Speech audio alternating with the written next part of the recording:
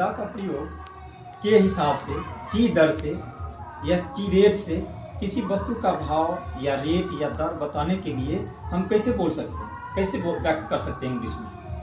तो उसको कोई भी वस्तु जो नाप तोल करते हैं या उसका कोई भी मेजरमेंट करते हैं तो उसकी एक मात्रक होती है, जैसे लंबाई का मात्रक मीटर, जैसे वजन है भार का मात्रक किलोग्राम, तो इसकी मात्रक में हम उसको व्यक्त करते हैं। तो उस मात्रा सूचक जो मात्रक शब्द है उस मात्रक के पहले आर्टिकल द का प्रयोग होता है जब हम किसी वस्तु या व्यक्ति का, किसी वस्तु का हम उसके भाव, बिक्री खरीद का जो भाव है या रेट है या दर है, अगर उसको हम उसके दर के हिसाब से व्यक्त करना चाहते हैं, बोलना चाहते हैं, तो उसके मात्रा सूचक शब्द जो है उसके पहले आर्टिकल द का प्रयोग होता है। वही चीज इसमें देख लीजिए एग्जाम्पल द्वारा, यदि किसी व्यक्ति यहाँ है के हिसाब से, की दर से, के अर्थ में सिंगुलर काउंटेबल नाउन के पहले द लगता है। जैसे mango is sold by the kilo. अब मान लीजिए आपको पता चले कि आम बिकता है तो पूछेगा ना कैसे बिकता है, तो वो कह रहा किलो के हिसाब से बिकता है। तो उस बात को आप हम किलो जो कहिएगा तो उस किलो के पहले इंग्लिश में द लगाना पड़ता है। Mango is sold bye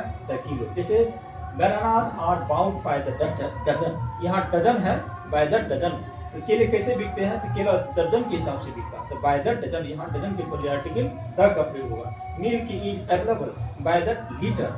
milk कैसे मिलता है, दूध कैसे मिलता है, तो लीटर के हिसाब से मिलता है। तो यहाँ इसके मात्रक जो है, मात्रक के पहले आर्टिकल द का प्रयोग होता है जब किसी हिसाब या दर या रेट को बताना होता है। इसके बारे में आप जो आर्टिकल का पार्ट 7 में विस्तार से पढ़ सकते हैं और खूब अच्छा उसमें विस्तार